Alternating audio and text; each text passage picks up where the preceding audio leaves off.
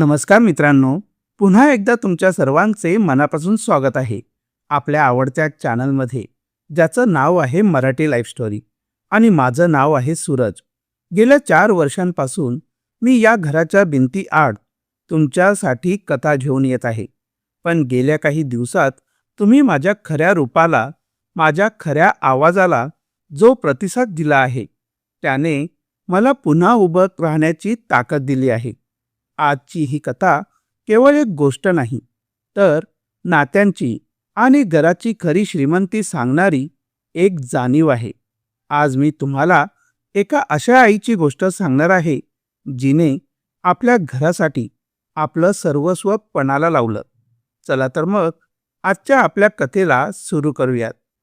मित्रांनो, कधी कधी आयुष्य आपल्याला 2 रस्त्यांवर उभं करतं. एक रस्ता पैशांचा, तर दुसरा नात्यांचा. पैशांचा रस्ता चमकदार असतो, पण नात्यांचा रस्ता शांत आणि खोल असतो. या कथेत एका साध्या गावातल्या कुटुंबाची गोष्ट आहे, जिथे वाडा मोठा होता, शेत सुपीक होतं, पण मन मात्र हळूहळू कोरडं होत होतं. आई वडिलांच्या कष्टाने उभं राहिलेलं घर मुलांच्या स्वप्नांच्या वादळात डळमळायला लागलं होतं. संपत्ती म्हणजे काय, या एका प्रश्नाभोवती फिरणारी ही कथा आहे प्रेमाची, अहंकाराची, चुकांची आणि जाणीवांची. कधीकधी उशिरा समजलेलं सत्य आयुष्य बदलून टाकतं, आणि एक आई तिच्या शांत त्यागाने संपूर्ण पिढीचं भविष्य घडवून जाते. चला तर मग सुरू करूया एका कुटुंबाची ही हळवी पण आशादायी कहाणी. सकाळची वेळ होती. गाव अजूनही पूर्णपणे जागं झालं नव्हतं, पण पाटलांच्या वाड्यात मात्र हालचाल सुरू झाली होती. अंगणातल्या तुळशीसमोर दिवा लावून सावित्रीबाई शांतपणे प्रार्थना करत उभ्या होत्या. त्यांच्या चेहऱ्यावर समाधान नव्हतं, पण सवय होती, दुःख लपवण्याची सवय. घर मोठं होतं, शेत जमीनही भरपूर होती. दोन्ही मुलं शहरात नोकरीला होती, पण तरीही त्या वाड्यात एक पोकळी कायम वावरत होती. ती पोकळी होती माणसांची, जवळ असूनही दूर गेलेल्या नात्यांची. त्यांचे पती गोविंदराव यांना जाऊन आज 3 वर्ष झाली होती. शेवटच्या दिवसापर्यंत त्यांनी एकच गोष्ट सांगितली होती की घर जपा, घरपण जपा, पैसा नाही तर नातं जपा. पण दिवसेंदिवस पैसा वाढत गेला आणि नातं कमी होत गेलं. मोठा मुलगा अमोल पुण्यात सेटल झाला होता. त्याची बायको नेहा आणि 2 मुलं, आरव आणि अन्वी. तर धाकटा मुलगा समीर आणि त्याची बायको प्रिया मुंबईत सेटल झाले होते. सुरुवातीला दोघंही आईला भेटायला यायचे, पण हळूहळू या गाठी भेटी कमी होत गेल्या. मग फोनवर चौकशी व्हायची, पण त्यातही आता ती ऊब राहिली नव्हती. एक दिवस अमोलचा फोन आला. आई, मी आपलं शेत विकायचं ठरवलंय, कारण आम्हाला शहरात मोठा फ्लॅट घ्यायचा आहे. सावित्रीबाईंचा क्षणभर आवाजच फुटला नाही. त्या फक्त एवढंच म्हणाल्या की बाळा, हे शेत तुझ्या बाबांनी रक्ताचं पाणी करून उभं केलंय. अमोल हसत म्हणाला, आई, भावना खाऊन जगता येत नाही. फोन ठेवला गेला, पण त्या शब्दांनी सावित्रीबाईंच्या मनावर खोल जखम केली. काही दिवसांनी दोन्ही मुलं गावाकडे आली. वाड्यात बऱ्याच दिवसांनी गजबज सुरू होती, पण त्या गजबजेतही काहीतरी कृत्रिम होतं. जेवताना अमोल आणि समीर शेताच्या कागदपत्रांबद्दल बोलत होते. सावित्रीबाई शांतपणे भाकरी वाढत होत्या. अचानक त्यांनी विचारलं की तुम्हाला खरंच वाटतंय का की शेत विकलं की सूप मिळेल म्हणून? समीर थोडा चिडूनच म्हणाला, आई, तू खूप जुन्या विचारांची आहेस. आजकाल प्रॅक्टिकल असणं खूप आवश्यक आहे. त्या रात्री सावित्रीबाई झोपल्या नाहीत. त्यांनी कपाटातून गोविंदरावांची एक जुनी डायरी काढली. त्यात त्यांनी दोन्ही मुलांसाठी एक लिहिलेलं पत्र होतं. दुसऱ्या दिवशी त्यांनी मुलांना हॉलमध्ये बसवलं आणि ते पत्र वाचायला सुरुवात केली. माझ्या मुलांनो, पैसा कमवा, मोठे व्हा, पण लक्षात ठेवा की घर विकून मोठं होता येत नाही. घर जपून मोठं होता येतं. आई वडील नसतील तेव्हा हाच वाडा तुम्हाला एकत्र ठेवेल. वाचन संपेपर्यंत हॉलमध्ये शांतता पसरली होती. अमोलच्या डोळ्यात पाणी होतं, पण अहंकार अजूनही जिवंत होता. तो म्हणाला की बाबा भावनिक होते, पण आजच्या काळात वेगळा विचार करावा लागतो. सावित्रीबाईंनी त्यांच्याकडे पाहिलं, पण काही उत्तर दिलं नाही. काही दिवसांनी त्यांनी एक निर्णय घेतला. त्यांनी शेत आणि वाडा एका ट्रस्टच्या नावावर करण्याची प्रक्रिया सुरू केली. गोविंद सावित्री परिवार ट्रस्ट. त्यामागे त्यांचा उद्देश असा होता की गावातल्या गरीब मुलांच्या शिक्षणासाठी आणि वृद्धांच्या देखभालीसाठी हा वाडा समर्पित करायचा. जेव्हा ही गोष्ट त्यांच्या मुलांना कळली तेव्हा ते चांगलेच संतापले.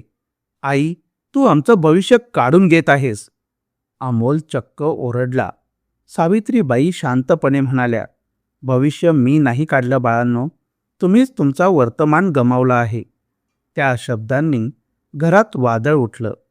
समीरने आईशी बोलणं बंद केलं. अमोल परत शहरात गेला. वाडा पुन्हा शांत झाला, पण यावेळी त्या शांततेत ठामपणा होता. काही महिन्यांनी सावित्रीबाई आजारी पडल्या. गावातल्या लोकांनी त्यांची सेवा केली. ट्रस्टमुळे अनेक मुलांना शाळेत जाण्याची संधी मिळाली होती. गावातल्या लोकांच्या डोळ्यात त्यांच्याबद्दल आदर होता. ही बातमी अमोल आणि समीरपर्यंत पोहोचली. ते दोघंही घाईघाईने गावाकडे आले. आईच्या पलंगाजवळ बसताना त्यांना पहिल्यांदाच जाणवलं की हीच खरी संपत्ती आहे. सावित्रीबाईंनी दोघांचे हात हातात घेतले. मला काही नकोय रे बाळांनो, फक्त तुम्ही सगळे एकत्र राहा. अमोलच्या डोळ्यातून अश्रू वाहू लागले. तो म्हणाला, आई, आम्ही चुकलो. समीरही रडत होता. त्या क्षणी पैशांचं महत्त्व संपलं होतं. काही दिवसांनी सावित्रीबाई गेल्या. संपूर्ण गाव त्यांच्या अंत्ययात्रेत सहभागी झाला. अमोल आणि समीर एकमेकांच्या खांद्याला खांदा लावून उभे होते. वाडा ट्रस्टच्या नावावरच राहिला, पण त्या वाड्यात आता प्रत्येक सणाला दोन्ही भावांची कुटुंब एकत्र यायला लागली होती. मुलं अंगणात खेळू लागली. तुळशीसमोर दिवा पुन्हा रोज लावला जाऊ लागला. अमोलने एकदा समीरलाही म्हटलं की आपण शेत विकलं असतं तर कदाचित पैसा मिळाला असता, पण आईसारखा मोठेपणा नाही. समीर हसत म्हणाला, हो, घर जपून मोठं होता येतं. त्या वाड्याच्या भिंतींनी खूप काही पाहिलं होतं. अहंकार, वाद, शांतता, अश्रू आणि शेवटी प्रेम. गोविंदरावांचं पत्र आजही त्या ट्रस्टच्या ऑफिसमध्ये फ्रेम करून लावलेलं आहे आणि खाली एक ओळही लिहिलेली आहे, नातं जपा, कारण पैसा घर बांधतो, पण प्रेमच त्याला कुटुंब बनवतं. आणि त्या ओळीखाली अमोल, समीर आणि त्यांच्या मुलांची नावं देखील आहेत, एकत्र. कारण शेवटी कळालं होतं की वारसा म्हणजे जमीन नाही, तर वारसा म्हणजे माणुसकी आहे. सावित्रीबाई गेल्यानंतर पहिल्यांदाच त्या वाड्यात दिवाळी आली. तेव्हा वातावरण अगदी वेगळंच होतं. आधी दिवाळी म्हणजे फटाके, फराळ आणि दिखाऊ गडबड असायची, पण यावेळी प्रत्येकाच्या मनात एक पोकळी होती. अंगणातल्या तुळशीपाशी दिवा लावताना नेहाच्या हाताला थरथर आली. ती हळू आवाजात म्हणाली की आई असत्या तर किती छान वाटलं असतं. अमोल काही बोलला नाही, पण त्याने शांतपणे तिच्या खांद्यावर हात ठेवला. समीर आणि प्रिया देखील मुलांसोबत रांगोळी काढत होते. आरवने अचानक विचारलं, बाबा, आजी कुठे गेली? त्या निरागस प्रश्नाने दोन्ही भावांच्या डोळ्यात पाणी आलं. अमोल म्हणाला, आजी देवाघरी गेली, पण ती इथेच आहे, आपल्या मनात. त्या क्षणी दोघांनाही जाणवलं की आईने आयुष्यभर जे शिकवलं ते आता पुढच्या पिढीपर्यंत पोहोचवायचं आहे. ट्रस्टचं काम वाढत होतं. गावातल्या 10 मुलांची जबाबदारी घेतलेली होती. त्यातली एक मुलगी होती काव्या. तिचे वडील शेतमजूर आणि आई आजारी होती. काव्या अभ्यासात खूप हुशार होती, पण परिस्थितीमुळे शाळा सोडण्याच्या उंबरठ्यावर होती. त्या ट्रस्टमुळे तिची फी भरली गेली, एक दिवस काव्या वाड्यात आली आणि तिने अमोलच्या हातात एक छोटंसं कार्ड दिलं. त्यावर लिहिलं होतं, धन्यवाद, मी मोठी होऊन डॉक्टर होईन. त्या एका साध्या वाक्याने अमोलचा अहंकार पूर्णपणे वितळला. तो समीरकडे पाहून म्हणाला की आपण शेत विकलं असतं तर या मुलीचं स्वप्न कदाचित आज इथेच थांबलं असतं.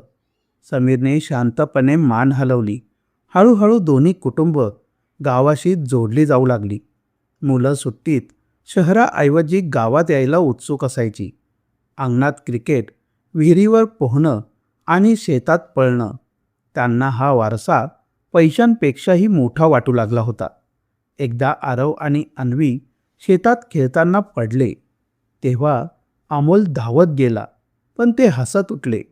आरव म्हणाला की बाबा, हे शेत आपलं आहे ना? आपण इथे नेहमी येणार ना? त्या एका प्रश्नाने अमोल थोडा थांबला. तो म्हणाला की हो, हे शेत आपलंच आहे, पण आपल्यासाठी नाही, तर सगळ्यांसाठी. त्या उत्तरात आता परिपक्वता होती.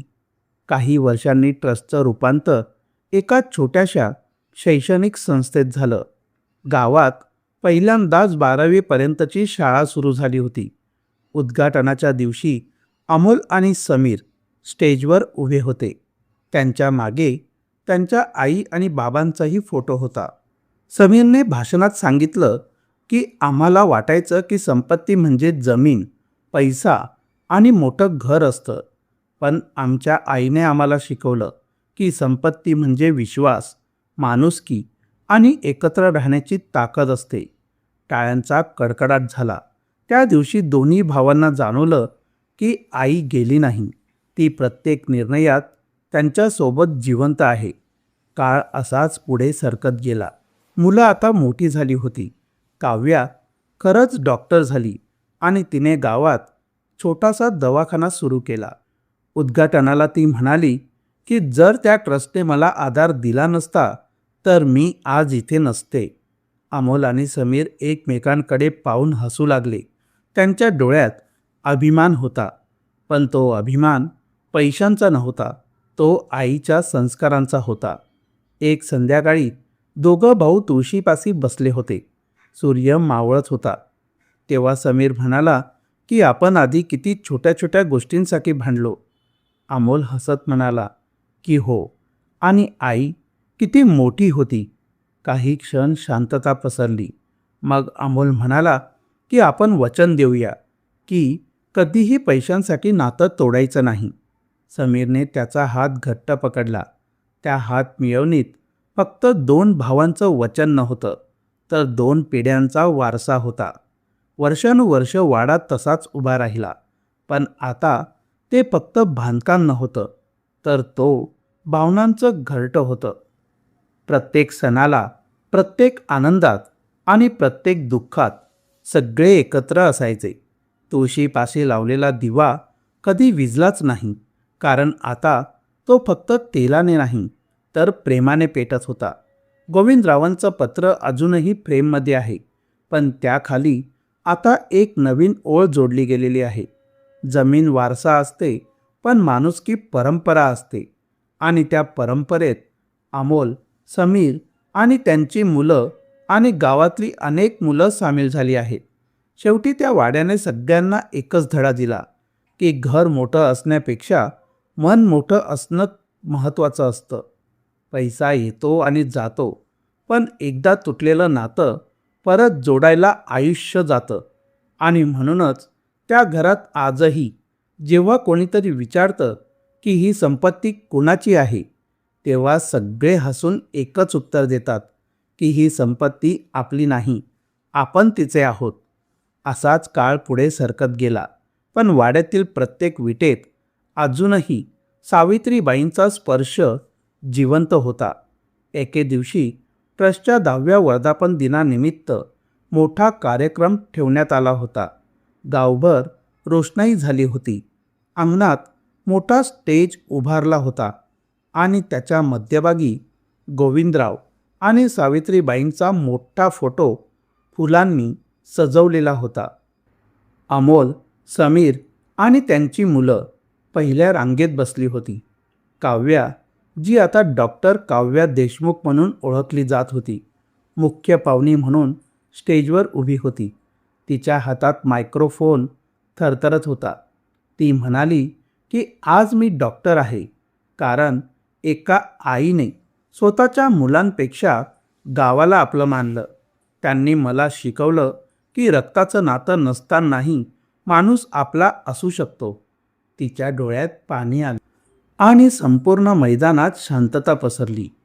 कार्यक्रम संपल्यावर सगळे हळूहळू निघून गेले. रात्री उशिरा अमोल आणि समीर अंगणात तुळशीपाशी बसले होते. दिवा मंद उजळत होता. थंड वाऱ्याची झुळूक येत होती. समीर हळू आवाजात म्हणाला की भाऊ, आईने आपल्याला वारसा दिला. तो शेताचा नव्हता, तर तो विचारांचा होता. अमोलच्या डोळ्यातून अश्रू ओघळले. तो म्हणाला की आपण वेळेवर समजलो हेच आपलं नशीब. इतक्यात आरव आणि अन्वी धावत आले. आरव म्हणाला की बाबा, पुढच्या वर्षी आपणही ट्रस्टमध्ये काम करणार आहोत. आम्हाला पण आजीसारखं काहीतरी करायचं आहे. त्या निरागस वाक्याने दोन्ही भावांचं हृदय भरून आलं. अमोलने मुलांना मिठीत घेतलं. त्यांना जाणवलं की आईने जे पेरलं होतं ते आता नव्या पिढीतही रुजलं आहे. काही क्षणांनी सगळे घरात गेले, पण अमोल मात्र तुळशीपाशी थांबला. त्याने हात जोडले आणि हळू आवाजात म्हणाला, आई, आम्ही चुकलो होतो, पण तू आम्हाला माफ केलंस ना. त्याच वेळी वाऱ्याची हलकीशी झुळूक आली आणि दिव्याची ज्योत थोडी तेजाळली. अमोलच्या होठांवर हलकंसं स्मित उमटलं. त्याला उत्तर मिळालं होतं. दुसऱ्या दिवशी सकाळी वाड्यात नेहमीप्रमाणे गडबड झाली होती. मुलं शाळेत तयार होत होती. नेहा आणि प्रिया स्वयंपाकघरात गप्पा मारत होत्या. समीर शेतात फेरफटका मारायला गेला होता. अमोलने एक क्षण थांबून अंगणाकडे पाहिलं. तिथे हसणं होतं, आपुलकी होती, एकत्रपणा होता. त्याने मनातल्या मनात ठरवलं की हे घर कधीच तुटू देणार नाही. वर्षानंतर वर्ष सरली. एक दिवस अमोलच्या केसात पांढरं वाढलं. समीरच्या चेहऱ्यावर सुरकुत्या आल्या. पण तुळशीपाशी दिवा लावण्याची त्यांची परंपरा मात्र काही बदलली नाही. आता तो दिवा आरव लावत होता. अन्वी बाजूला उभी राहून प्रार्थना म्हणत होती. दिवा लावताना आरव म्हणाला की ही आजीसाठी. त्या शब्दांनी अमोलच्या डोळ्यातून पुन्हा अश्रू वाहू लागले. पण यावेळेस ते दुःखाचे नव्हते, तर ते समाधानाचे होते. कारण एकेकाळी पैशांसाठी तुटलेलं त्यांचं कुटुंब आज प्रेमासाठी एकत्रपणे उभं होतं. शेवटच्या दृश्यात वाड्याच्या अंगणात सगळं कुटुंब एकत्र बसलेलं होतं. मागे सूर्य मावळतो आहे. आकाश केशरी रंगाने न्हाऊन निघत आहे. तुळशीपाशी दिवा तेजाने पेटलेला आहे आणि त्या प्रकाशात जणू सावित्रीबाईंचं हलकंसं स्मित दिसतं आहे. कथा इथेच संपते, पण त्या घरातली परंपरा नाही. कारण काही कथा शेवटाने संपत नाहीत. त्या पुढच्या पिढीत जगत राहतात. आणि त्या वाड्याने सिद्ध केलं की घर भिंतींनी नाही, तर माणसांच्या मनांनी उभं राहतं. पैसा वारसा असू शकतो, पण प्रेमच परंपरा बनतं. उरतं ते फक्त आठवणी आणि आपण एकमेकांसाठी काय केलं ते. जर या कथेत तुम्हाला तुमचं घर, तुमची आई, तुमचे भाऊ बहिणी दिसले असतील, तर आजच एक फोन करा, एक मिठी मारा आणि एक माफ करा किंवा मी आहे तुझ्यासोबत असं नक्की सांगा. कारण वेळ निघून गेल्यावर पश्चाताप उरतो, पण वेळेत दिलेलं प्रेम आयुष्यभर साथ देतं. लक्षात ठेवा, पैसा घर बांधतो, पण प्रेमच त्याला आपलं कुटुंब बनवतं. तर मित्रांनो, ही होती आपली आजची कथा. आवडली असेल तर नक्की आपल्या मित्रपरिवारांसोबत शेअर करा. धन्यवाद. थँक्यू.